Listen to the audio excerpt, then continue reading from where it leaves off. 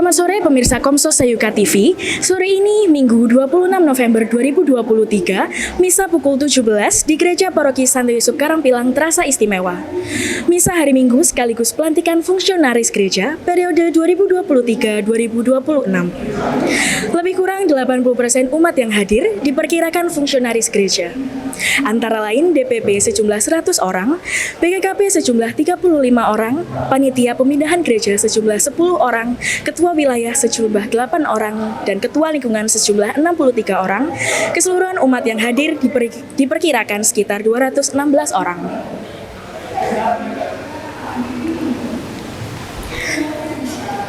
Misa dipersembahkan oleh selebran Pastor Gurria RDY Darmo Kusumo Atmojo Sugiarto, Ekonom Keuskupan Surabaya, Konselebran Pastor RD Sabaskus Nugroho, Pastor Kepala Paroki Santo Yusuf Karangpilang Surabaya, RD Timotius Siga, dan RD Ignatius Prasetyo Ambardi. Sebelum berkat penutup, Sekretaris 1 DPP periode 2020-2023, Bapak Andreas Takarianto, membacakan dekret surat keputusan fungsionaris gereja. Sekaligus pemekaran wilayah dan lingkungan, dilanjutkan penyerahan dekret kepada perwakilan DPP, PKKP, Ketua Wilayah, dan Ketua Lingkungan. Misa berlangsung meriah, nampak wajah sukacita dan penuh harapan setiap fungsionaris gereja, bersemangat melanjutkan karya pastoral di Gereja Paroki Santo Yusuf Karangpilang, Surabaya. Selamat sore Bu Novita. Selamat sore. Tampaknya Ibu siap ya untuk mengembang tantangan karya pastoral baru. Siap tidak siap harus siap. Apa tantangan karya pastoral di Sayuka dan pertumbuhan karya pastoral yang seperti apa yang Ibu harapkan? Tantangannya di Sayuka ini yang pertama adalah geografi ya. Geografi kita itu cukup luas ya. Dari mulai kota Surabaya, Kabupaten Gresik sampai dengan Kabupaten Sidoarjo. Nah, ini cukup wilayah yang sangat luas dan juga secara demografinya, penduduknya ya. Jadi wilayah umatnya juga bermacam-macam. Ada umat yang satu wilayah itu ada banyak pengusahanya, kemudian ada satu wilayah banyak karyawan, kemudian ada satu wilayah banyak lansianya, kemudian ada yang keluarga mudanya banyak, dan juga ada yang pekerja pabrik yang shift-shiftan itu seperti itu. Dan tentunya itu membuat satu tantangan yang sangat besar untuk bagi kami yang di DPP untuk melayani mereka. Umat ini kita perlu banyak sekali untuk pendekatan yang berbeda pada mereka itu. Lalu apa yang menguatkan Ibu untuk menembuhkan karya pastoral di Paroki Santo Yusuf Karangpilang ini? Yang pertama bahwa kita ini sebagai sebelumnya kami dilantik pada hari ini, kita kan dilantik ya, itu sebelumnya Romo Paroki sudah mempersiapkan kami dengan bimbingan teknis. Istilahnya adalah kami sudah divaksin dulu untuk supaya kami bisa menghadapi tantangan-tantangan yang nanti kami hadapi dalam karya pastoral ini. Dan itu tentunya membuat kami lebih siap dengan kita bisa mengerti kondisi umat bagaimana saat ini dan juga bagaimana penanganannya seperti itu. Jadi kami berterima kasih juga kepada Romo Paroki yang mengadakan bimbingan teknis yang hampir mulai bulan kita mulai awal bulan tahun ini sampai dengan kami dilantik ini, sehingga semua mulai DPP, BGKP, Ketua Wilayah, Ketua Lingkungan, semua kami sudah mendapat bimbingan teknis. Dan tentunya juga dari bimbingan teknis ada hal-hal yang saya lihat, salah satunya adalah Romo Purdo ya, salah satu beliau pernah mengatakan bahwa sebagai seorang pelayan itu kami ini mempunyai 3 hal yang harus kita punya. Yang pertama itu dengan melayani itu bisa menjadi silih atas dosa kita. Kemudian yang kedua adalah dengan melayani itu kita bisa menjadi salah satu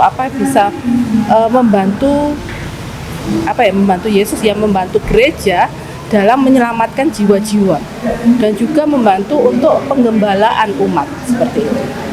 Terima kasih Bu Novita atas jawabannya. Selamat malam Romo Sahabat. Oke, selamat malam. Menurut Romo, bagaimana fenomena karya pastoral di Sayuka saat ini dan apa peluang terbesar untuk mengembangkan karya pastoral? Lalu apa harapan Romo Sabas untuk fungsionaris gereja?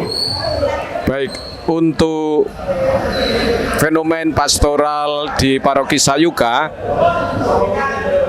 kita tentu melihat tentang tata letak wilayah Paroki Sayuka itu, yaitu di daerah Surabaya bagian barat dan juga di satu sisi ada beberapa daerah atau lingkungan atau wilayah di masuk wilayah Kabupaten Sidoarjo dan Kabupaten Gresik. Dua wilayah ini adalah wilayah penyangga untuk kota Surabaya.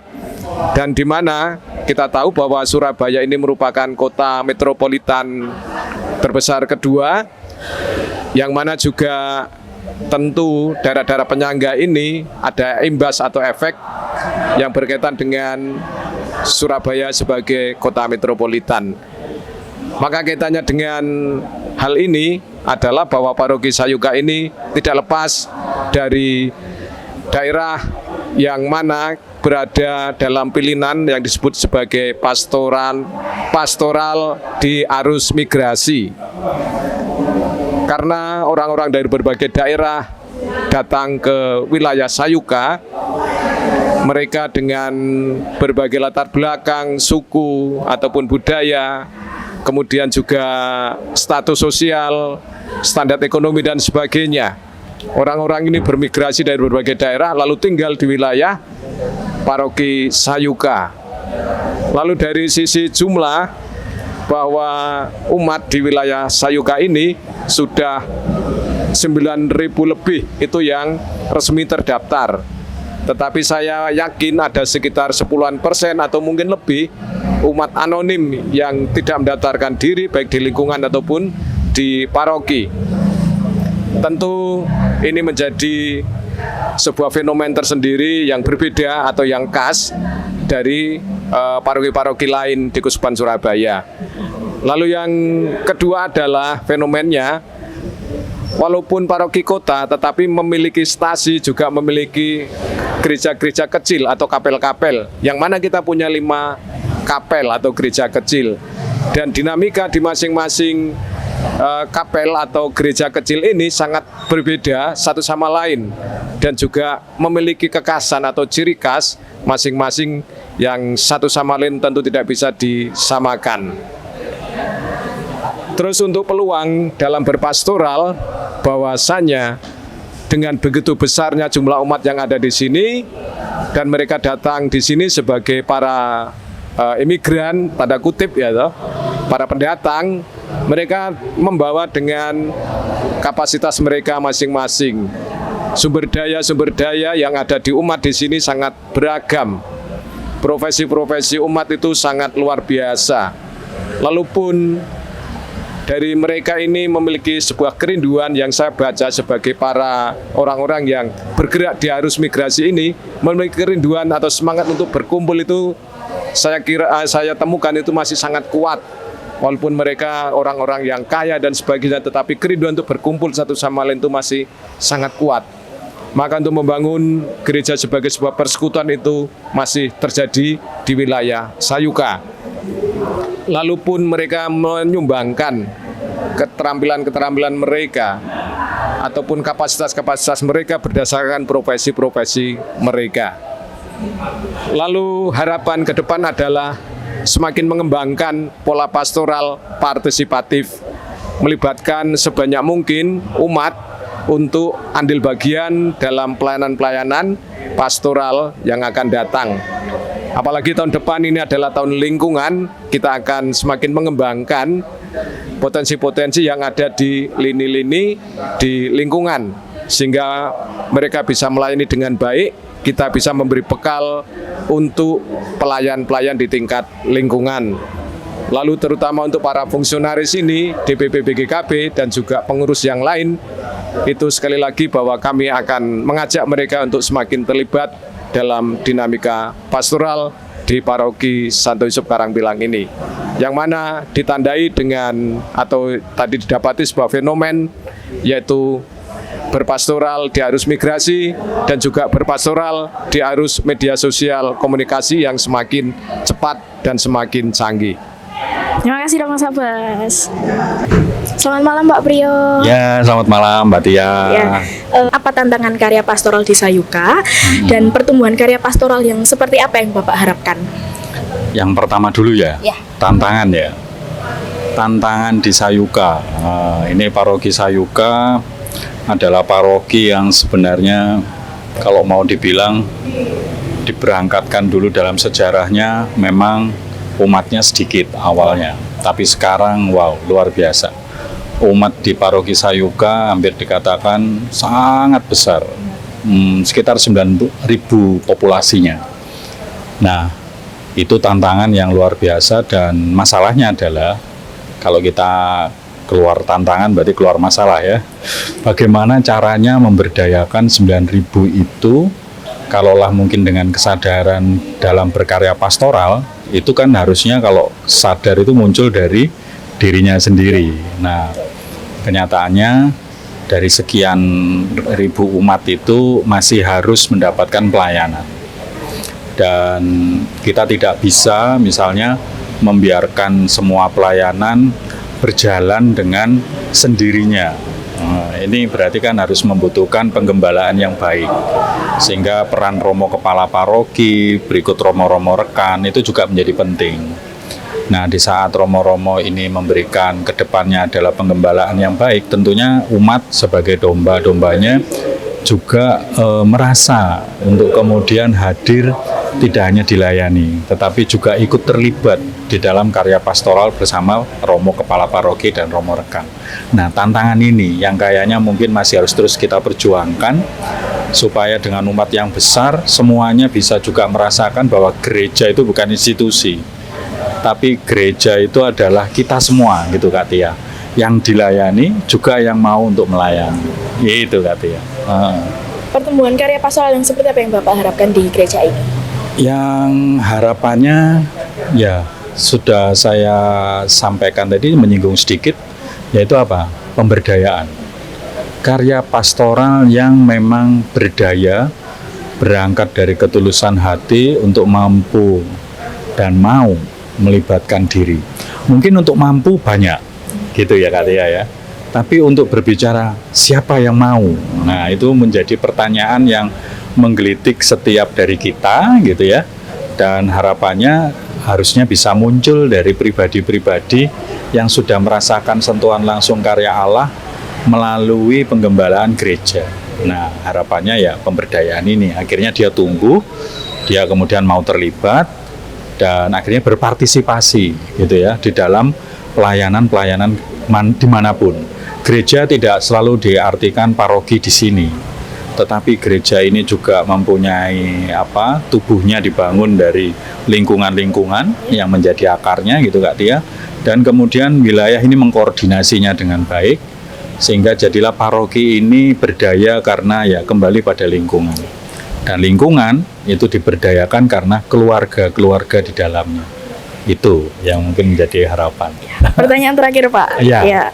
Apa yang menguatkan Bapak untuk menumbuhkan karya pastoral di gereja Sayuka ini? Yang menguatkan? Ya. Walaupun paroki kita sudah sedemikian menjadi besar, nyata-nyatanya selalu ada karya baru yang hadir di dalam paroki ini. Dari mulai yang awal sejarahnya sebuah gereja dengan bangunan dan institusinya yang sulit untuk kita membedakan apakah ini gereja atau bukan, gitu ya.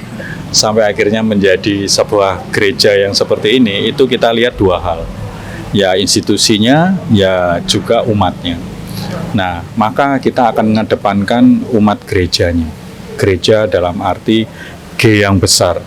Nah, ini potensi yang luar biasa besar, dan ternyata dalam semua karya-karya kita di paroki kita ini, ternyata umat kita luar biasa memberikan talenta-talenta yang terbaik. Ya, orang mudanya Kak Tia sendiri ya kan, turut merasakan Sayuka Youth Camp ya. Kemudian karya-karya yang lain dari orang muda, mungkin juga yang justru yang sekarang kita melihat ada yang mulai bertumbuh pula, yaitu apa?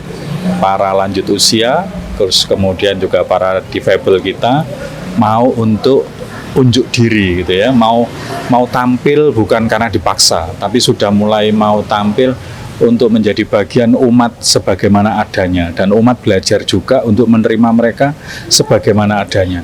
Harapan itu tidak usah yang langsung kelihatan ya, dimulai dari yang kecil-kecil, sehingga dengan itu maka kita menjadi terdorong. Kalau tidak kita atau kita semua yang dari umat sebagai gereja yang besar dalam arti huruf kapital yang besar itu, yaitu kita yang menjadi domba-dombanya ini, mau berpartisipasi dan mau berdaya, terus siapa lagi yang akan menghidupkan gereja yang besar ini? Walaupun Romo sebagai penggembala kita, itu tentunya membutuhkan karya pelanan yang tidak sendiri.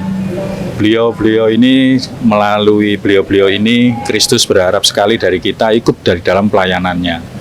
Ikut juga bahkan mungkin didorong oleh, ya kita semua kan juga tidak menjadi manusia yang sempurna, yang bersih.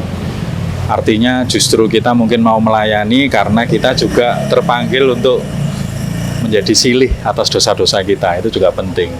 Nah, semoga itu yang menjadikan kita semakin bertumbuh untuk mau terus berkarya dalam berpastoral di gereja kita. Itu Kak Tia. Terima kasih Pak Priyo. Sama-sama atas Kak Tia, ya sukses selalu untuk Kak Tia Terima juga. kasih, Pak. Tuhan memberkati. Tuhan memberkati. Profesiat para fungsionaris gereja terlantik, selamat melanjutkan karya pastoral di Paroki Santo Yusuf Karangpilang untuk menjawab kebutuhan umat sebagai bentuk mencintai Tuhan berdasarkan arah dasar Keuskupan Surabaya. Saya Benedikta Mauren, reportase Komsos Sayuka TV.